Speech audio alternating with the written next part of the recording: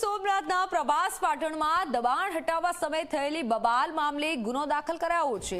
MLA Vimal Chudasama સહિતના લોકો સામે આ ગુનો દાખલ થયો છે। એમએલએ સહિત 15 લોકોની સામે નામજોગ અને 40 જેટલા લોકોના ટોળા સામે ફરજમાં રૂકાવટ, રાયોટિંગ સહિતની કલમો હેઠળ ગુનો નોંધાયો છે। ડિમોલિશન માટે આવેલા સ્ટાફનો સ્થાનિકોએ વિરોધ કર્યો હતો।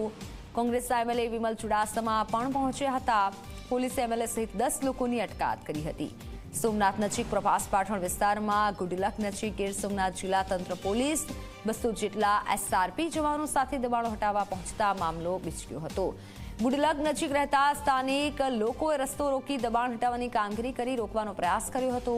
જોકે થોડા સમય માટે પોલીસે દબાણ હટાવવાની કામગીરી રોકી દીધી હતી, પરંતુ બાદમાં ફરી દબાણો હટાવાતા સ્થાનિક રહીશો અને સોમનાથના ધારાસભ્ય વિમલ ચુડાસમા સહિતનો કાફલો દબાણ હટાવવાની કામગીરીમાં વિરોધ કરતા પોલીસ ધારાસભ્ય સહિત કેટલાક લોકોની અટકાયત કરાઈ હતી।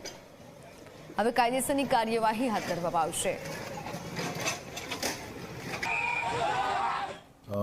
ગીર સોમનાથ જિલ્લામાં પ્રભાસ પાટણ ખાતે શંખ સર્કલ પાસે ડિમોલિશનની કામગીરી ચાલુ હતી અને એ કામગીરી દરમિયાન ફરજમાં રૂકાવટ કરવા માટે થઈ અને ટોળું આવેલું।